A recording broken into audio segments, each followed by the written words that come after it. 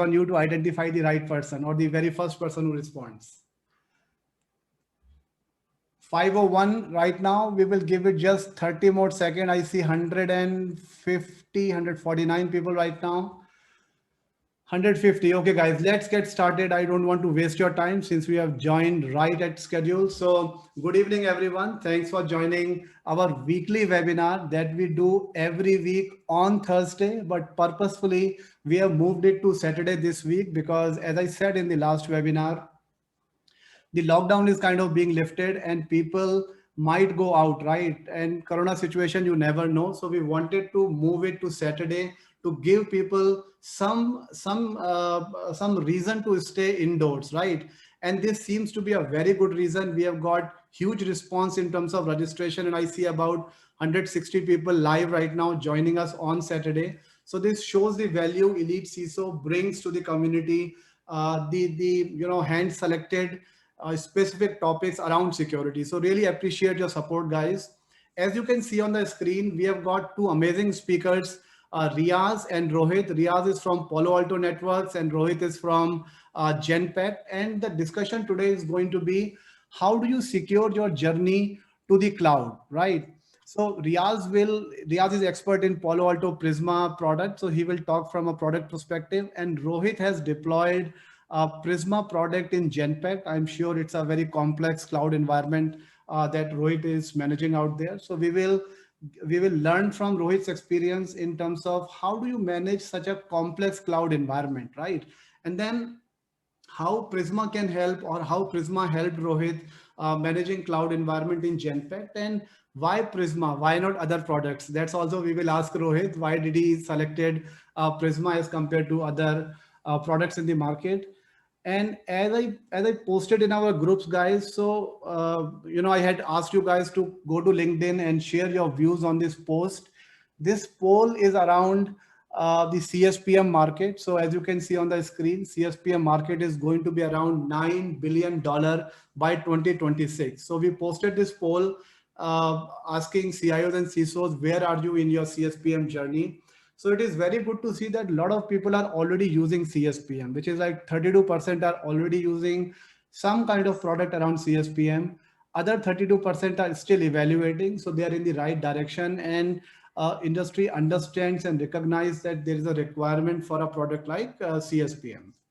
And then very interesting option there was that, are you using cloud native solutions? So around 25% of people have said that yes, we are using cloud native solutions. And I think that's the beginning of any cloud journey, because you get on the cloud, you play with the local native tools, and then you get to professional tools like Prisma. So my question to Rohit would also be that, okay, when you started with your journey, did you use cloud native tools, and what cloud native tools were not able to provide? So you had to go for a professional solution, right, Rohit? So this point is going to come to you. Okay, and quick agenda. 5 p.m. to 5:10 is welcome and quiz. That's what we are doing right now. Quick welcome to you all. Quiz is going to be, we have got 2 questions in the quiz, and then you have to go into the chat and type the right answer. I see 177 people right now. So fastest finger first. That's how it is going to be. You have to type the full answer, right? I will talk about that. Okay. So once we are done with the quiz, I will transfer it over to Ashish, and Ashish will talk about Palo Alto's cloud business. He will share high level overview about the cloud business. And then Ashish will transfer it over to Riaz and Rohit for the fireside chat. And then in the end, I will share the secret for the CPE certificate, the participation certificate that we issue. Wheel of Fortune is going to be very unique. Today, we are going to give away Apple AirPods. So first 100 people who registered for this webinar, they are part of that Wheel of Fortune. We will spin it at the end, and you will get an Apple AirPods. And then feedback form will be posted at the end. So keep your eyes on the chat window. There will be a feedback form coming, and if you fill feedback form, you are going to get these 2 unique gadgets. One is the night bulb, other is a portable Bluetooth speaker. Thanks, Deepak, for selecting such amazing goodies for everyone to attend and fill the feedback form. You will be eligible for this only if you accept this challenge. And this challenge is stand and attend, right? Elite CISO has got very active fitness community. Palo Alto is our sponsor for the fitness session as well. You can see I'm wearing Palo Alto t-shirt right now, and this is as a giveaway to all the athletes we have got in the group. Okay. So in Zoom, we have got a new AI feature that can detect that if someone is attending by standing or not, right?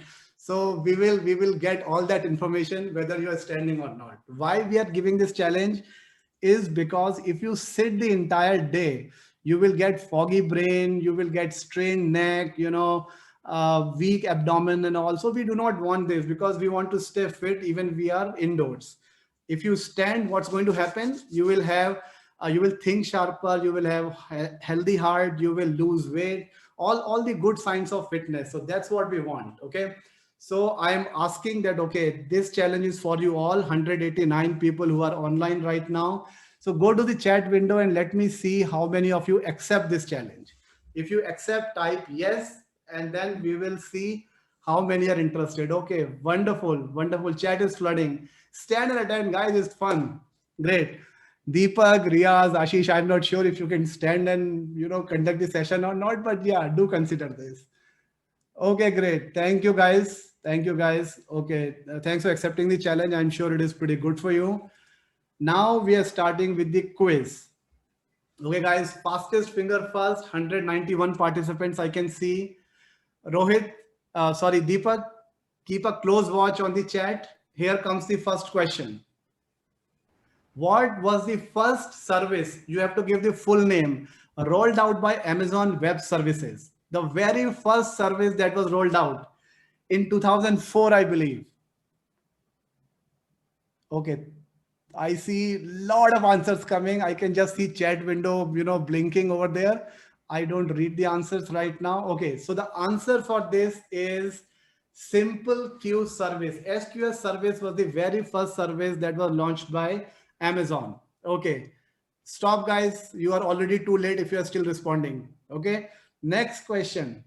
Next question is, what was the internal project code name of Microsoft Azure? Little hard question. Even if you Google, you have to Google it fast. 59. Okay, I see one response coming in. I don't know. So you have to give the internal project code name. People are Googling and that's why the answers are coming a little slow right now. Great. Okay. So the first or the project code name was Project Red Dog. That was the project name, the internal project name for Microsoft Azure. Okay, guys. So we will see who got the fastest finger first and the right answers. And we will give away Amazon voucher worth 1,000 rupees. Okay, great. With this, let me transfer it over to Ashish for the cloud business overview. And then Ashish will transfer it over to Riaz and Rohit for fireside chat. Thank you, guys. Stay tuned. Thanks, Vikas. So welcome one and all to this cloud security session with Palo Alto Networks and Elite CISO. Firstly, I want to thank each one of you for taking out time on a Saturday evening to attend this session. We have with us today Rohit Kohli, who's Vice President for Information Security at GENPACT, and Riaz Tambe, who heads Palo Alto Networks Systems and Consulting Engineering for Cloud Security in APJ. The agenda for today's session is to discuss how should organizations go about securing their journey to the cloud. And to sort of give context and to sort of set the context and the agenda, what I'd like to do is I'd like to kick off this by sharing a quick snapshot on some of the key trends that we have observed since COVID began early last year, and how this has sort of impacted the overall security landscape. Right. So I just share my screen and share with you some data what we have.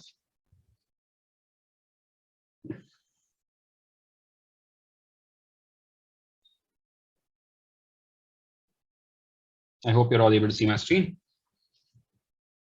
So I'd like to start off with some quick insights into a study done by Unit 42, right? Which is Palo Alto Networks threat research team. And it's probably the largest study of its kind globally of what's really changed since the pandemic. And this is not survey data. This is data from our sensors and is a combination of proprietary Palo Alto Network data as well as things learned from publicly available resources. Now, most enterprises sort of quickly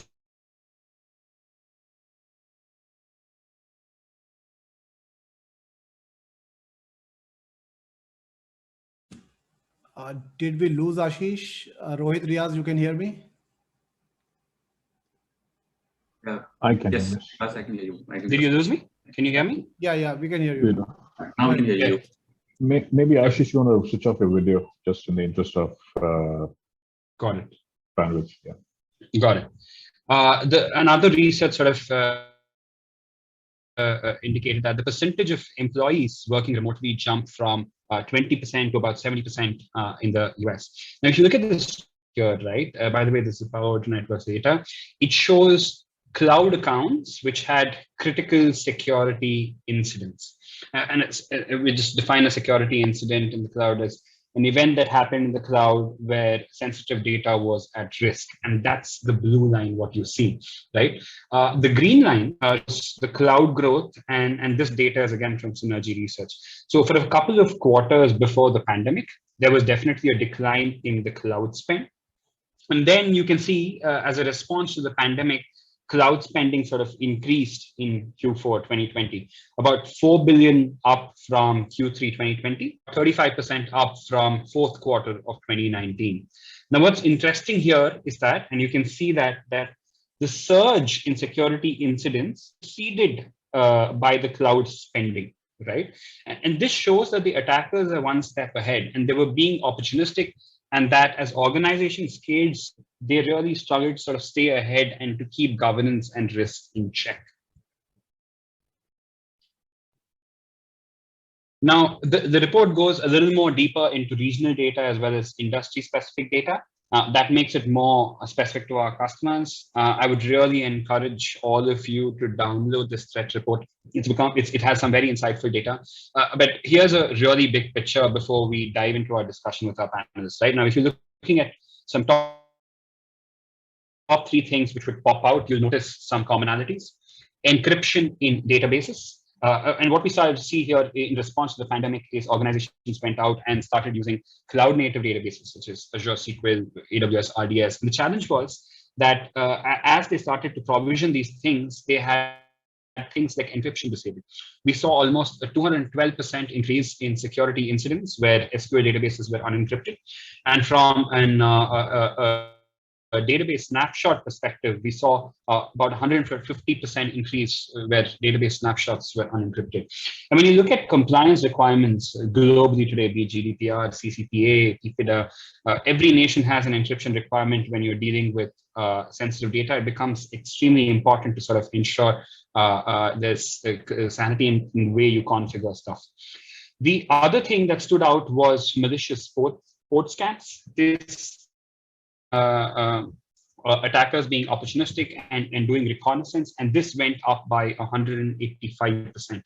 Now, this is pre and post data, and attackers are always going to be opportunistic, right? They know people are distracted, they're working against tight deadlines, and they're trying to be opportunistic as possible and trying to take advantage. Now, if you were to ask me what's the bottom line of this entire report, it's that if organizations across industries do not automate security, and when you have a sudden workload increase, it results in dramatic incidents. And what happens is you then end up with security teams who are extremely overwhelmed, right? And it's extremely important that companies use specialized cloud security visibility while working across clouds and different types of compute workloads. Now, with this, I just want to flip it over to thoughts while working with some of our largest customers in APJ, and would want to learn from his experience as to how has he seen things changing. Great, thanks Ashish. Thanks everyone for joining in. I know it's a Saturday, but I'm this, with so many people attending, it shows that is pretty much intense right now. That's what I can say. But yeah, thanks Ashish for setting the stage. And yeah, I mean, what we've seen is, and again, I'm just going to share my experience while talking to a lot of environments across APJ. What I've seen is, yes, during the pandemic, everybody, not leaving out anyone. Everyone was moving to the cloud in some form, factor or the other. Because of the pandemic, because of lockdown situations, remote workforce is one part of it, but also to make sure that we, customers, we were able to address some of the needs of the market, needs of the businesses. Even workloads were moving to the cloud in a big way. And obviously, when we move workloads to the cloud, one thing to understand when we move things to the cloud is always a shared responsibility model, right? I mean, controls which cloud providers do provide, but there are controls that are important for us to make sure that we take care of our own security, which is taking care of our own data. And because of that, what happens is what my observation was, and based on, again, going back to my conversation with customers, the pace at which workloads move to the cloud, did security keep pace at the same rate? Not really, right? Not really. That was the main reason why we saw a huge surge in security incidents. Like, for example, Ashish shared on screen while he was presenting some data, we saw a huge surge in security incidents, close to like 65% surge in security incidents across the globe. And it's not that somebody missed out certain things, because of lack of knowledge, lack of expertise, but it's just that when you talk about cloud, it's all about automation. It's all about making sure that you also have the automation in place to sort of like take care of the security incidents. One of the examples is IACs, infrastructure as a code, and which we saw that in spite of having capabilities like IACs and all that, the adoption of IOCs is still fairly low, right? On to the challenge that we see on the cloud from a security incidents point of view. On top of that, because of lack of automation, what happens is many configurational issues also come up. In fact, 65% of the security incidents that we've seen were mainly due to misconfigurations on the cloud. That was the main driver for it. And what are these misconfigurations? These could be like simple things, like, for example, you have workloads on the cloud which have all TCP and UDP traffic coming to them. Like, basically, it's like a blanket policy open, all kinds of TCP UDP traffic coming to the workloads. That's a very simple, basic example. We've also seen a lot of environments where simple stuff like SSH port, like port 22, was exposed to the internet, right? One other example, which is again very prominent to India, which we saw was, RDP port, which is port 3389, was exposed to the internet again. In fact, based on our survey that we had, almost 54% of Indian, based on the survey that we had, 54% of the environments that we surveyed had RDP exposed to the internet. Now, all this is misconfiguration. Nobody wants to have a lot of TCP UDP traffic coming into their workloads or to their cloud environments. Nobody wants to have, to expose port 22 on the internet, or nobody wants to have RDP being exposed on the internet. And specifically RDP, because RDP is a threat vector, right? I mean, a lot of it can be used by malicious actors. So the point is, because of lack of automation, it is important to understand that security, needs automation. That's what led to a lot of security incidents, especially during the pandemic, because people were struggling. Every environment was wanting to keep a pace. They wanted to host services on the cloud to make sure they can address their business in a better way. So these are some of the trends that we've seen. And these are, again, based on my experience that I've had while talking to a lot of customers during the pandemic. Thanks, Riaz. Thanks a lot for those insights. So I'd just like to take this discussion to Rohit, right? And Rohit, you've been a global leader. You work with business across verticals, and you have to manage your own business as well. What would you say are some of your key business priorities at the moment? And what are some of those major trends you're seeing now post the year since COVID began? Yeah. Thank you, Ashish. Hello, everyone. So while there are multiple trends that we're seeing in the industry, I'll categorically talk about two key trends. First is accelerated movement to cloud, which is essentially referring to the future of work. As per IDC, International Data Corporation, by end of 2021, 80% of the companies are set to shift to cloud-centric applications and infrastructure. GENPACT achieved this during the pandemic in 2020. We already had a cloud running for corporate users, approximately 10,000 plus users. When the pandemic happened, emergency lockdowns, with our experience relationship we leveraged that experience to scale that same setup for production users. And this was extremely fast, within a span of 2 to 4 weeks. We moved all our on-premise and using services and security architectures to cloud. We migrated close to 80,000 plus users from traditional on-premise office setups to a cloud-enabled work from anywhere solution. This overall enabled the seamless and secure delivery in the changed world without compromising on the security and ensure that our commitments to the clients are being met. Second, we solved for work from anywhere solution with a full stack of security and enabled strong governance posture. Another key trend that I've been seeing is exponential growth in real-time analytics plus AI-powered businesses, which is really helping the organizations with real-time planning and forecasting. Over the years, GENPACT has evolved from a process outsourcing company to a digital transformation services company. We've enhanced our capabilities to accelerate the digital transformations through acquisitions. GENPACT has recently acquired companies in data and analytics, data engineering, experience, and machine learning to help drive end-to-end digital transformation for our clients. From the security standpoint, we support these acquisitions process, perform due diligence and post-merger remediation. This overall ensures secure enablement of acquired entities and support integration of these products into our overall digital solutions offering. Thanks, Rohit. And we see this theme, right? And this theme is pretty common that we've been witnessing across businesses and completely agnostic of vertical, I must say, that there's a very focused drive around digitalization, and cloud native technologies is definitely playing a pivotal role in this hyper transformation today. What are some of the key security challenges with respect to running workloads in the cloud? And also, please touch upon what are the challenges while adopting SaaS applications as well, and why, right? And how did you sort of plan your migration to the cloud? I think that could sort of give very good guidance to the audience around how you went about planning. Sure. We started a cloud journey 3 years back. GENPACT started off with a cloud-first strategy with future readiness in mind. What it meant is we focus on building application using cloud-native services or adopt an equivalent of the SaaS solution. So that's a rule we set it up in our minds. Then I'm going to first of all start with highlighting some of the challenges that we came across during our migration of the custom-built solutions to cloud. And then I'll talk about the set of challenges we faced as part of the SaaS adoptions. During planning for the public migration, there were a couple of challenges that the first challenge that we had in hand was when we did the technical feasibility analysis of some of our custom solutions or on-premise application, we realized in the early stages, some of the components needs to be re-architected, modernized. And this overall led to increase in cost and execution.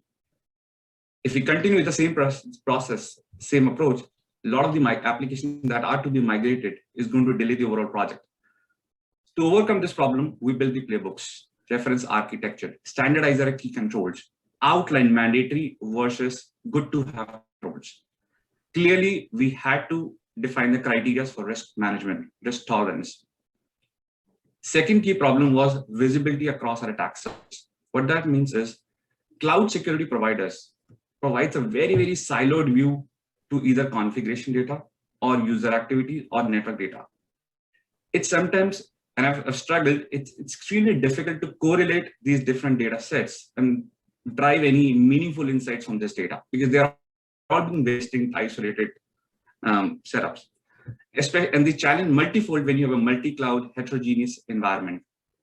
For instance, we solved this using Palo Alto Prisma Cloud, which provided us with a holistic view of the entire cloud infrastructure. This enabled us to assess risk on rapidly to anomalous behaviors, as well as minimize the exposures of any misconfigurations. Third key challenge was, how do we build the cloud security governance? Given the dynamic nature of the business, the workloads, containers, and these microservices are provisioned, deprovisioned in a continuous manner, which makes it almost impossible using traditional security tools to maintain basic hygiene or enforce key security controls. We realized early our traditional technologies are not going to work here. We had to reconceptualize the security for cloud. Security controls, parameters have to be integrated into infrastructure as code.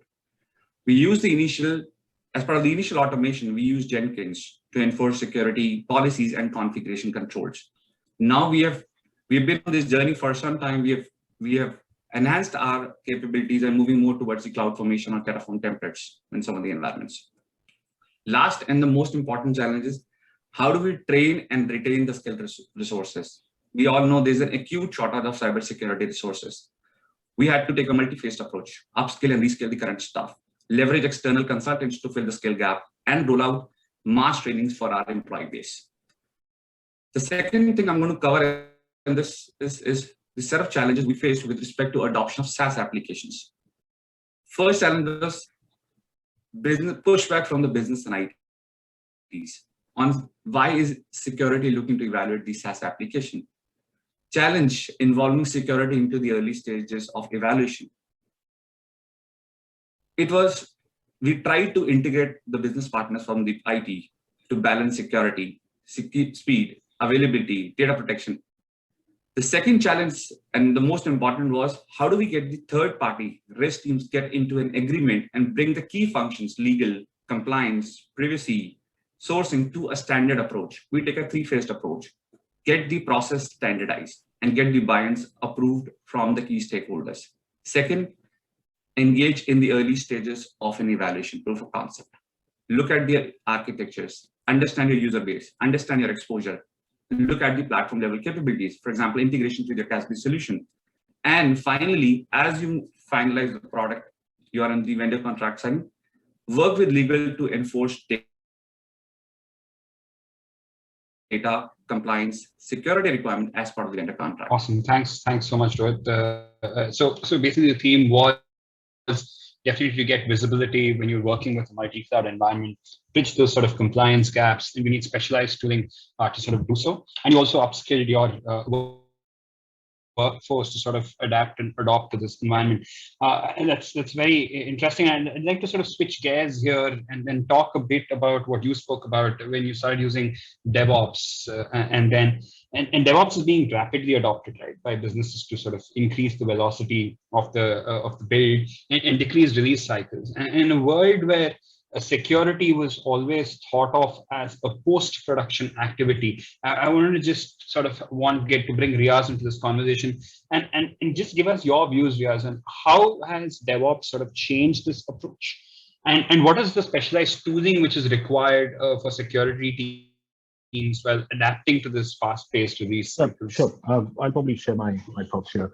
So again, the whole fundamental of DevOps is to make sure that we can bring services to markets in a much faster manner, and we've all seen the effects of that. We've seen the impact of that. As simple as as basic as applications like maybe the car ride application that we see and all that. So that's the shift that we're seeing in the industry, and it's all in the interest of making sure that we can bring services to market in a much faster manner. That's where it is.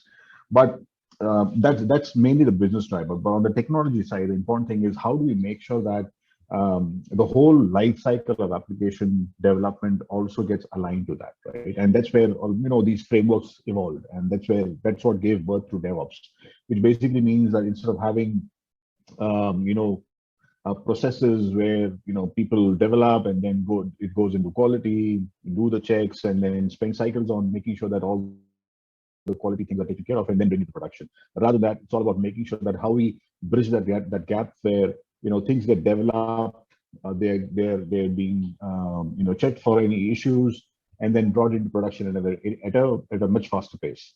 And on top of that, one of the things that we've also seen is as we moved into more of these architectures that we just spoke about, there's a fundamental shift that is happening, right? And that shift is basically where if you look at the way applications are getting modernized, it's moving into something more of, and we all know about it, it's more of microservices-based architectures being adopted. It's more of API communication. Most of these communication are moving towards APIs, which basically means that the sort of security we need to ingrain as part of it to make sure that we can secure it has also evolved. We need to think of security now in a different way. Now, fundamentally, the way we need to think of it is to make sure that the reason why somebody is adopting DevOps is to keep up pace, right? The idea is to bring services to market in a much faster manner. That's the whole concept of DevOps. That's the whole fundamental reason why a lot of organizations, in fact, almost every organization is adopting DevOps. But if security is thought of as an aftermath of it, if security is thought of something which needs to wait to identify issues and all that, the whole pace at which or the whole pace which we want to adopt, for bringing services to market will take a hit. As simple as, let me give an example. Let's say, for example, we are developing an application, right? And when the application is about to come into production is when we identify a security challenge. What happens to that? Which basically means it needs to go back into the drawing board. It needs to go back to the development stage. Those challenges needs to be fixed, and then it needs to come back into production. That's what also gave rise to something called a shift left. And I'll talk about both the things. One is shift left, and one is something called as run curve, which I'll touch base upon. But the whole concept of shift left is all about making sure that we think of security at the time where applications are being developed, right? And not wait for a later stage to take care of security challenges. And what are these challenges that we're talking about, right? First of all, when you talk about microservices, when you talk about API communication, when you talk about bringing services to much faster, it's basically breaking down your large applications into small microservices. That's what it's all about, right? And that's where we've seen that the adoption of containers, serverless architectures has grown multifold. So which basically means the way forward is all going to be containers. The way forward is all going to be leveraging serverless architectures and things like those. And the way containers are being developed, if you look at things like GitHubs and all that, and there, before I go to the GitHub part of it, but there have been incidents where one malicious container image can actually take you back by a couple of months as far as the development cycle is concerned. The reason being, it's all the way you develop some of these applications, right? So the idea is to make sure that when the code is being developed, how do we make sure that security is able to, or security operations is able to scan for things like vulnerabilities, not just scan for vulnerabilities in a very static manner, but have an understanding of how communication happens. What's the modeling? It's basically modeling your entire environment, identifying vulnerabilities, not just vulnerabilities from an application development point of view, but making sure that compliance is taken care of. Every business needs to go through compliance, right? And one of the challenges that we saw during the pandemic also was that certain industries faced a lot of challenges, faced a huge spike as far as security incidents is concerned, which basically means that there needs to be governance around some of these things to make sure that we can take care of security incidents. On top of that, obviously malicious content, which basically means it's important to scan for malware, scan for things, and it could be as simple as scanning your container image for malwares and things like those. And then when it comes into runtime environment or into production, is just not about having basic firewalls, right? I think that's also evolved over a period of time. As I mentioned, microservices or when you talk about these applications today or modernized applications, most of the communication is API based. And what has happened is the sort of threats or the sort of the top 10 challenges, let me put it this way. I mean, in a traditional world, we know about the OS top 10 challenges. In an API world, those top 10 challenges are very, very different, right? How do we take care of that? So it's very important to make sure that we have the right controls. So the idea is to make sure that how can security be ingrained into the entire concept of DevOps, which gives rise or which gave birth to this concept of DevSec Ops, which is basically where DevOps and security operations work together to make sure that whatever development happens in a very secure manner, and security is keeping up pace with the whole development lifecycle. So that's something that we've seen. Now that's something which we've observed, which is happening in the industry, and I think this is worldwide. This is happening across the globe. Awesome. That was very comprehensive, Riaz. Thanks so much. And there was a question in the audience as well to talk about shift left. I think Riaz answered some bit of it, but then I'd like to bring in Rohit as well. And if Rohit, you could share, how does your organization sort of implement DevSec Ops, and if you could just expand your answer as to how should companies look at security while working with infrastructure automation tools like IAC templates, Terraform, CloudFormation templates, etc. And what is your overall guidance from a security automation perspective? I think that will sort of cover off this topic for the audience. So when we say DevSec Ops, it's about building security into your development operations. Think of it as weaving security into every part of the development. I'll explain the different phases of a typical DevOps lifecycle and explain the different sort of security activities that we do from the GENPACT and standpoint. So the first phase is any development is the planning phase. That means requirement gathering. For any project, when we do a requirement gathering, we need to ask the right set of questions, understand what is being developed, what is being changed, conduct a high-level risk assessment, outline the security requirements and guidelines documentation for your development teams, perform an architecture review, perform threat modeling. I'm a huge advocate of threat modeling. Understanding threats is also part of a secure design. A simple whiteboarding, whether it's formal or informal, with the right stakeholders, developers, architects, and business, helps to draw a data flow diagram, where we define the trust boundaries and then brainstorm on some of the weaknesses and threats that some of the interfaces are posing. The key is to risk rate, prioritize, and create a list of mitigation that is built into the design and architecture of an application. Align the mitigations of your threat model as user stories and then tag them to your backlog. Doing so will make sure you're already integrated into the development process right from the start. So next stage in the overall development process is coding. And this is a stage where the real magic happens. I'll say automate everything, but that sounds great, but not always very, very feasible. Start with basics. For example, things like enabling SAST scanning plugins into the IDE development tools. It provides immediate feedback to the developers. If I'm writing an incorrect code, I get the immediate feedback. Okay, this probably parameters is probably exposed certain things. You get the immediate feedback. Second, launch SAST, security application testing tools, or perform software composition analysis by making a pull request to your development repositories. Agree formally on the risk tolerance level. What that means is, automation sounds great, but what if there are vulnerabilities being found? How do you build governance? How do you handle that? You have to agree formally on the severity levels. For example, the way we do it is we keep it simple. If a critical or high severity issue is being found, you have to fix it immediately. Anything that's medium to low or information can be handled separately. We don't want to overwhelm our developers also. The next stage is build, where we need to look at integrating with some of the security tools. For example, things like security scanning of containers and AMI images. Once you do this as part of your overall CI/CD pipeline, the images are going to be continuously scanned for vulnerabilities. Similar risk tolerance level, if there are critical or high vulnerability is found as part of the scanning process, the build breaks. And if there are any medium to low, work through in the parallel. You don't have to break your build for that. The next stage is testing stage. This is a stage where the application is fully running in the environment. You perform things like dynamic application security testing. You can automate this. We've done that in some of the projects where we've automated the dynamic assessment, or we call it as runtime assessment also as part of the CI/CD pipeline. Perform network layer scanning for vulnerabilities. The most important step in this is manual pen testing.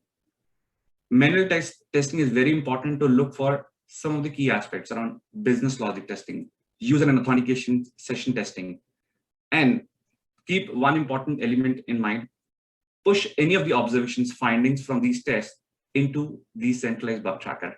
We have done this mistake in the early stages. We used to give the reports to the developers.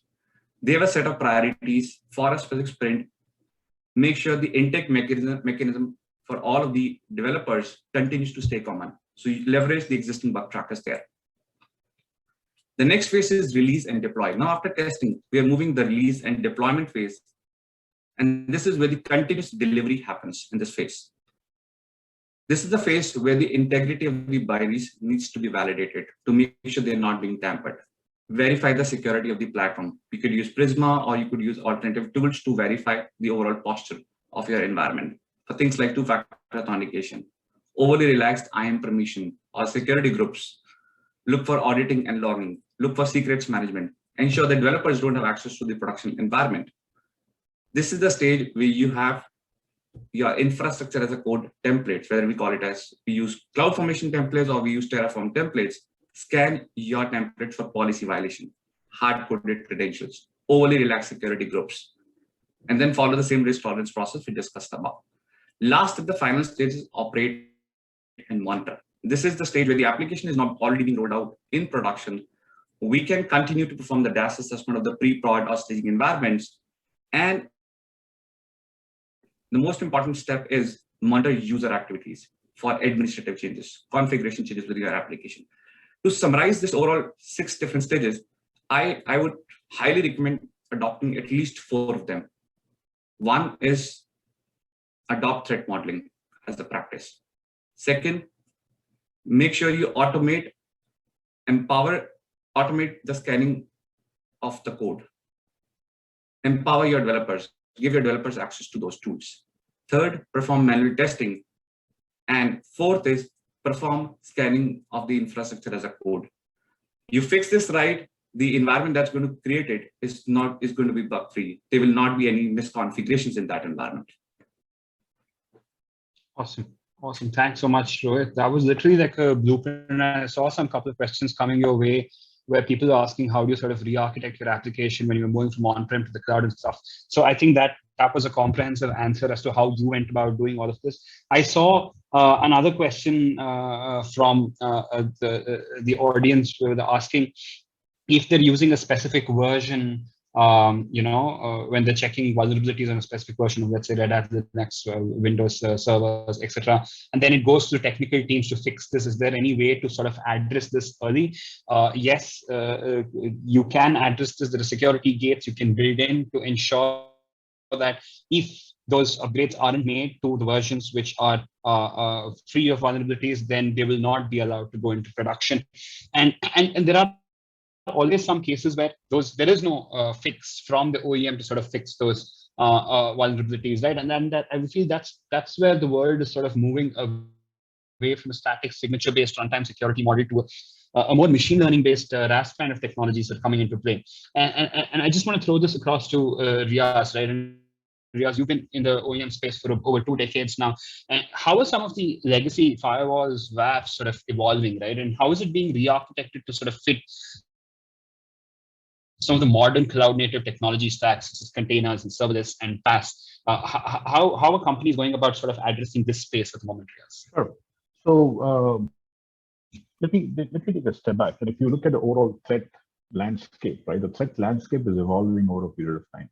The sort of threats that we saw probably 10 years back, we don't see them anymore. We see a huge different set of threats, from a cybersecurity point of view. Actually, when it comes to cloud or cloud-native technologies, obviously there are certain challenges, but some of these challenges are, as we've discussed, right, is mainly due to lack of automation, maybe lack of visibility, maybe lack of skilled resource. I mean, these are some of the challenges that we've already discussed about. But overall, I think, and as Rohit also mentioned, I totally agree with Rohit. It's important to make sure that we have the right gates in place to make sure that we can take care of different types of threats at different stages, right? There is not one single formula for everything, right? These are stages.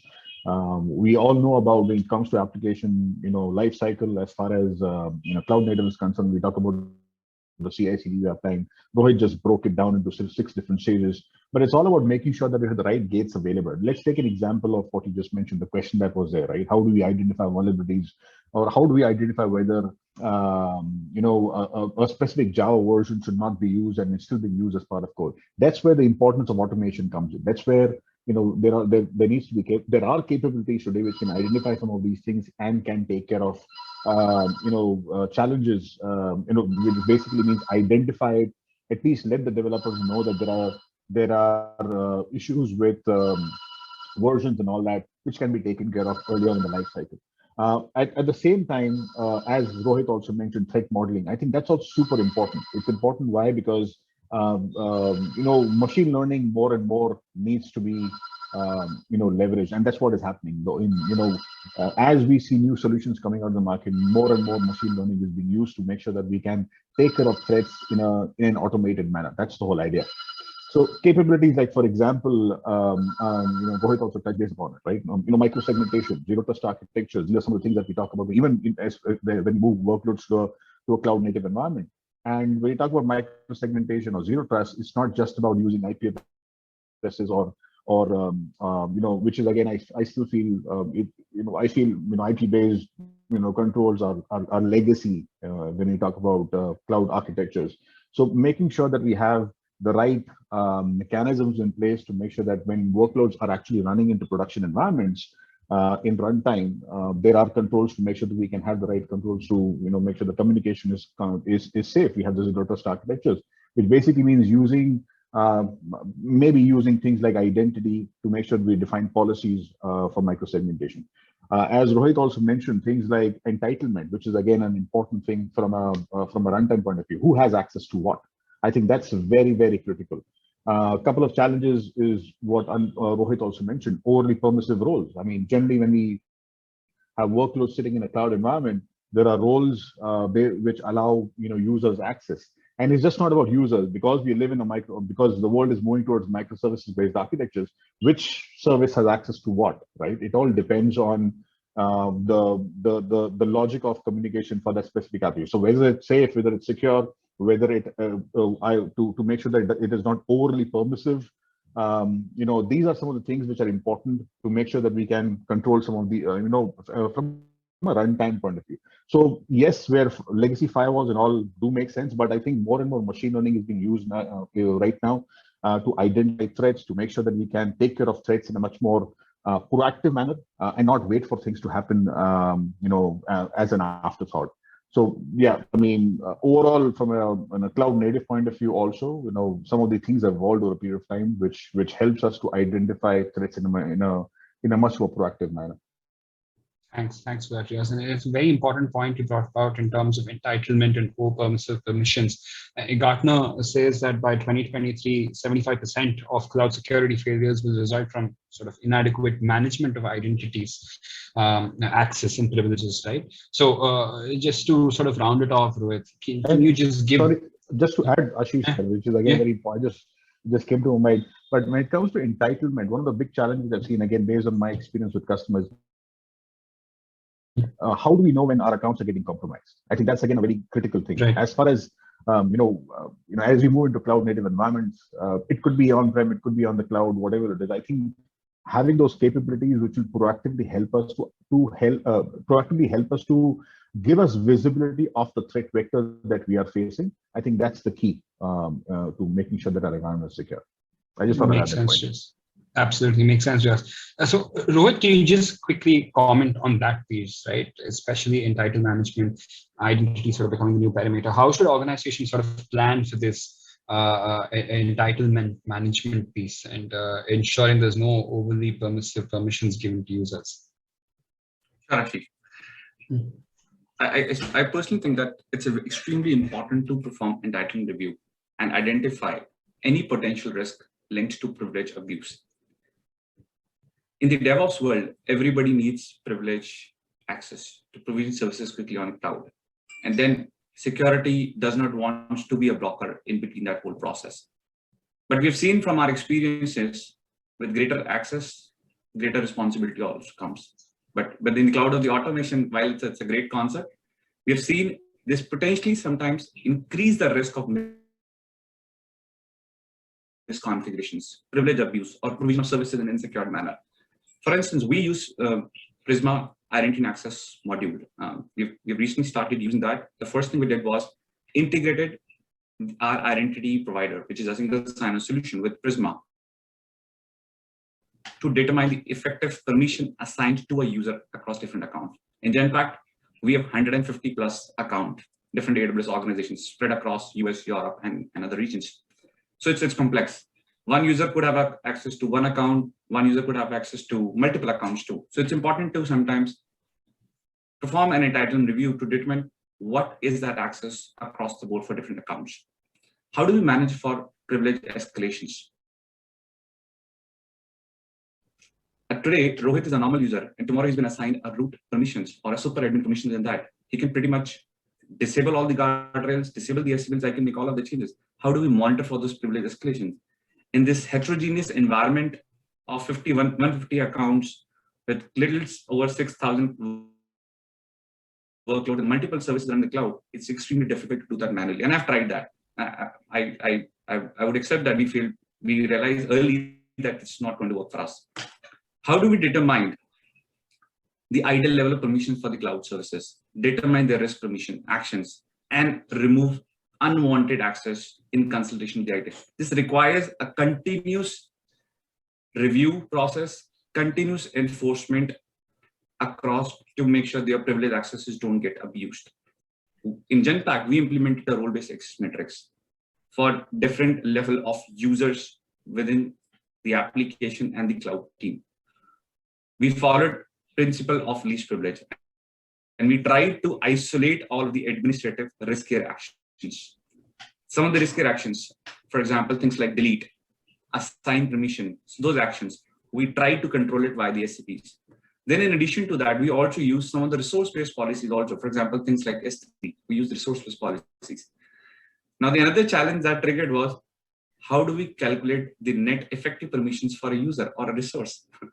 Because there are different levels the access gets controlled in an AWS environment. Calculating the net effective permission was very, very important. And that helps us to build and then give us a clarity on what is the least assigned privilege for a user or role in the system. So taking all of these steps, I would not say that we are fully matured. This is still a learning opportunity. We are still trying to build our use case, but these are some of the things that we are trying to solve for to be very effective into our overall entitlement review for the Thanks, I think that's something which everybody needs to look into and think about as to how they're going to manage it. It's something very, very critical. At the end of it, right, I just want to get Riaz's standpoint, from a vendor standpoint, right? What are some of the key focus areas for Palo Alto Networks, and where are you looking at key areas of investment to sort of reduce that exposure and threat footprint areas? Sure. Again, we being a cybersecurity company, and as I mentioned previously also, our focus is how do we make sure that we help our customers to proactively not only identify threats, but also manage them, detect them by detecting them and taking care of them proactively. That's the whole idea. And what we're doing, and when it comes to specifically about cloud native environments, we are focused very much on making sure that we can the whole automation piece is sort of like becomes more easier for adoption for our customers. And hence, for example, they recently acquired a company named Bridgecrew, which is again very focused on IAC scanning. And the idea of that is to make sure that we do believe that the future of cloud native is all about automation, right? I personally believe more and more automation is needed, and it's just a matter of time. While though I know right now automation is still fairly low, it's again based on my experience across the region, what I've seen is not a lot of customers still deploying IAC templates, but yes, that's definitely going to increase. That's definitely going to be adopted more and more. So our focus is to make sure that we can identify security issues, vulnerabilities, risks, challenges early on in that life cycle. So that's where Bridgecrew comes in. But overall, also what we are focused on is making sure that we can identify new types of threats. We already have capabilities like sandboxing capabilities like Wildfire and things like those, which is again the world's you can say the most adopted sandboxing solution in the industry today. And it has very rich information. So that also helps us to keep making sure that we can enhance our capabilities to sort of like identify the most, you can say, evasive of threats that we see in the industry today. On top of that, we're also adding capabilities where we can, complement the existing SOC environments in a much better way.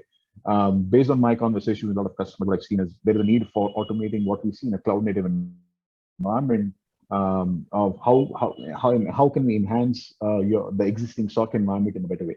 That's where some of our capabilities like XOR and an integration of cloud environments or cloud native environments with XOR are helping customers to adopt a much more automated way of responding to threats or or responding to incidents, irrespective of where it's, where they come from. It could be a cloud native environment, or it could be anything else. So as a company, as I said, we are more focused on making sure we can make life simple from a cybersecurity point of view by making sure that we provide you the best of capabilities to protect yourself against the most evasive types of threats that we see in the industry today. Thanks so much, Riaz. That's very interesting, the areas which you're investing in. I'd like to sort of very quickly summarize this. I see that it's almost 5:56. Sorry to interrupt. I want to summarize this. Yeah, sorry to interrupt. We are running out of time, so summary has to be very quick if you want to take Q&A at the end. Yeah, so I think we can take Q&A over a mail or phone, since we have about 4 minutes left. Cool. I just very quickly summarize in a couple of minutes. So just to summarize, we had a lengthy discussion touching upon various aspects, right? And organizations really need to equip themselves to get better visibility in single or multi-cloud deployments, and to be able to determine risks and threats across various kind of workloads, right? And once you determine these risks and threats, automated remediation and prevention should be implemented, which helps sort of bridge those compliance gaps and mitigates breaches. Another big takeaway for me was the importance of shift left security and how DevSec Ops needs to sort of take center stage, especially when organizations are working against stringent deadlines. And security needs to work sort of hand in glove with automating release cycles. Now, at the same time, Rohit covered this in some shape or form, where we need to continue to focus on implementing shift right practices as well, right? With continuous monitoring and continuous compliance. And another key area was organizations are quickly modernizing their application stacks, and with adoption of cloud native technologies such as containers, serverless, and as they work towards sort of automating infrastructure, it's important to deploy security controls that are built to secure these cloud native technologies. And lastly, the entitlement management piece and the IAM security capabilities is key to manage and mitigate those overly permissive permissions. So guys, thanks everyone for joining. That brings us to the end of this super informative session. A big thank you to Rohit and Riaz for sharing their thoughts and experience, and the EliteCISO team for helping us host the session. Back to you, Vikas. Thanks. Great. Thanks a lot, Ashish. Thanks, Riaz and Rohit. Excellent insights. I'm sure people will benefit from your insights around the cloud journey. Guys, it is 5:58. I will rush a little bit. So what you see on the screen right now is the participation certificate. If you want certificate like this, what you got to do is go to EliteCISO's website, click on events, click on upcoming events, and then click on CP certificate. Once you click on it, you will get to a Google form, which will ask you your email address, your full name, and the password to download certificate is Prisma, Prisma. Okay, Prisma is the password. Go ahead, download. There is no rush for it. It will be available for next 48 hours. So you can download it whenever you want. Once you're on the website to download the certificate, what you can do is you can also register for next week's event. As I said, we conduct events every week on Thursday. This week was special that we moved to Saturday, right? Because we wanted people to stay indoors during weekend. So go ahead, register for this as well. So first 100 people, right? First 100 people to register for this event will be put in a raffle for Amazon Alexa. Okay. Next week, it is not AirPods, it's going to be Amazon Alexa. And how you can win that, I will show you in a bit.